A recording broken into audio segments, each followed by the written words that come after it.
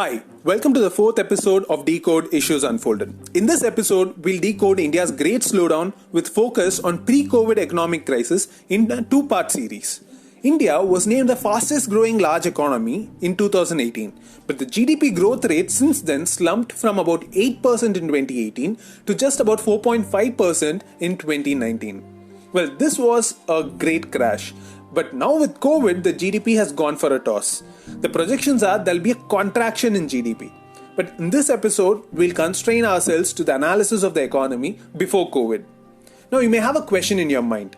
With COVID, the entire economy is in doldrums. So how is looking at the economy before COVID going to be of any help? Well, the COVID is a black swan event which causes a sudden economic shock.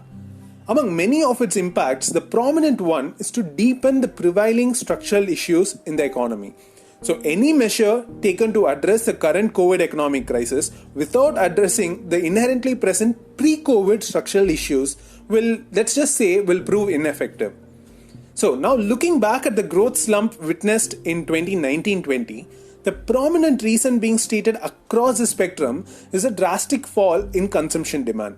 Well, you can recollect the automobile industry crisis last year when the sales crashed to record lows.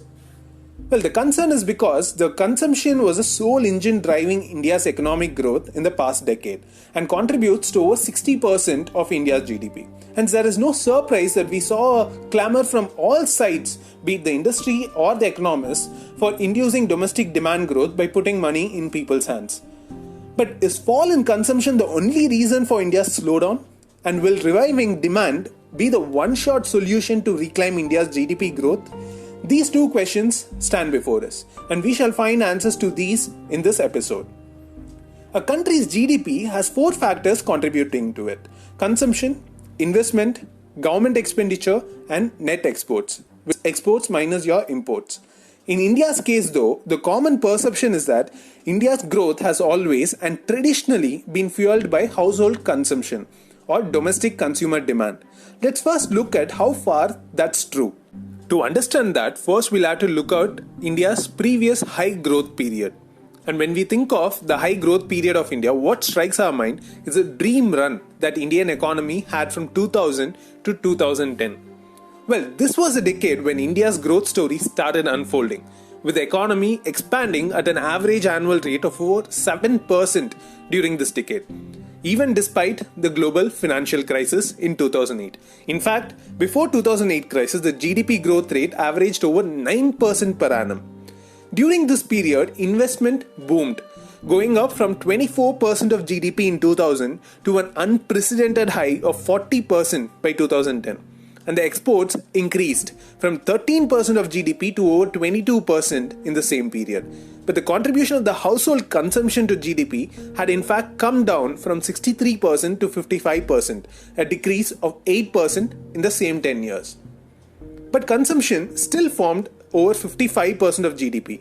So this provided a stability to the industry and assured return on investment. It acted more like a safety valve. For more clarity, let me state the same in another way. In case during the same decade, if the economy had depended only on consumption, there would have still been a GDP growth of say 3 to 5%. But the high growth averaging over 8 to 9% was made possible only by the phenomenal increase witnessed in investments and exports. In sum, when we consider the decade 2000 to 2010, we can see that the two commonly held perceptions that India's growth is never fueled by exports and that India's growth is led by domestic demand alone do not hold true. The reality was that the high growth was indeed fueled by investments and exports. Well, in this decade, it seemed that India had at long last discovered the holy grail to rapid growth, triggering speculation about it being India's turn to be the next growth miracle. But sadly, that was not to be. Things started unraveling around 2010 when investments started crumbling, bad loans mounted, and the financial sector came under stress. In popular perception, this was all a result of crony capitalism and corruption. Well, there may have been some of that, but there were several other and bigger factors at play, which we shall discuss now. The events that occurred in the 6 years from 2010 to 2016 hold key to the decoding of India's sharp slowdown post-2018. Well, I know I'm missing a couple of years in between, but these years hold even more significant events which we shall discuss as a separate part. Now, coming back to 2010 to 2016. During this period, the capital investments saw a sharp fall, reducing from 40% of GDP to 30%, a drop of 10% in just 6 years. So why did this happen? Well, there are a multitude of factors, but for this analysis, we'll discuss 4 most prominent reasons. So when we analyze the dream run in the first decade, that is 2000 to 2010, we find that this is also a debt-led growth, with the bank credit to the private corporate sector expanding at an unprecedented pace. And these resources from the banks went into real estate, telecom, mining sector such as coal and iron, and infrastructure sector such as roads and ports. But what were the issues involved in these sectors? First, the real estate sector. There was a significant concentration of the investment in real estate, which first proved to be a major bust. Before 2008 crisis, the developers had invested in real estate by borrowing at higher interest rate in expectation of higher returns. Moreover, this investment was majorly directed towards commercial constructions, mainly for IT sector. But subsequent to the 2008 crisis, the demand for these real estates decreased and the developers did not get the expected returns. So many projects stalled and announcements of new projects had in fact reduced by more than 50% from 2008 to 2009. Next, this telecom sector. This sector was hit by 2 major events. One, the retrospective tax claim on Vodafone, and then the cancellation of 2G spectrum by the Supreme Court. Similarly, Supreme Court had also cancelled the coal mining contracts going back 18 years. These events significantly reduced the investor confidence. Subsequent to these issues, a slew of investigations into crony capitalism allegations and corruption meant that the government went into a policy paralysis.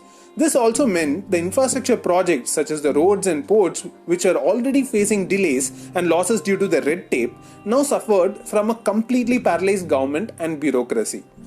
This also led to a secondary impact on the banking sector, which had to face record levels of NPAs, which were unearthed only in 2015-16. This led to a twin balance sheet issue where the companies did not have money to pay back their debt and banks were not in a position to lend for private investment, a catch-22 situation, commonly known as the twin balance sheet issue. These sector-specific issues form the first major root cause of the investment decline. The second root cause can be found in the declining exports. From 2012, there was a change in the global trend towards trade restrictions. For instance, the Buy America campaign under Obama.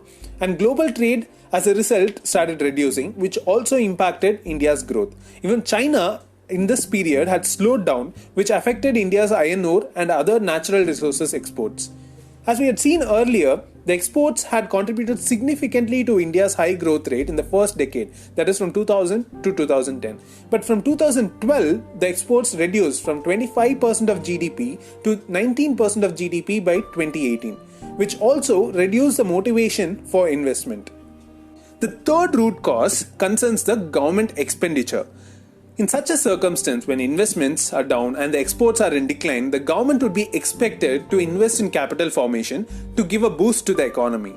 Instead, under UPA 2 government, we saw a huge expansion in subsidies to the middle and upper classes, like on LPG and petrol.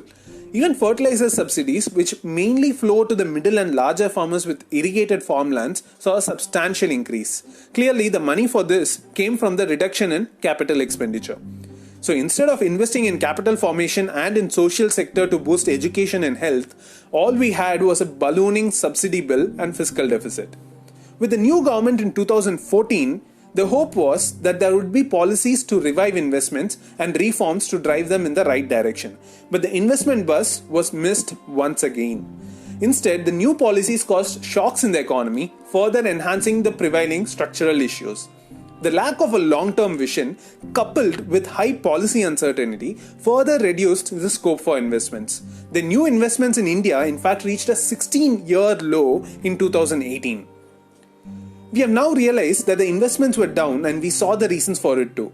But there is an interesting case here. From 2010, the investments were down and the exports were down, and we also saw that the government expenditure did not witness a major increase. Yet, India clocked an average growth rate of over 7% per annum from 2010 to 2018. In fact, India was the fastest growing large economy in 2018. Well, that's surprising, right? So, what made this possible? And what are the factors responsible for it? Well, this is where India truly had a consumption-led growth story. From 2010 to 2018, consumption increased from 55% of GDP to 61% in the period. To know more about India's growth with the sole engine of consumption and how this engine broke down, bringing India's dream run to the halt even before the occurrence of COVID, do not miss a part 2 of the episode on decoding India's great slowdown. Thank you for listening. If you like this, please do share and follow at Decode Issues Unfolded. If you have any comments to share, do message on the Insta ID @decodewithcv. See you in the next episode. Until then, it's your CV.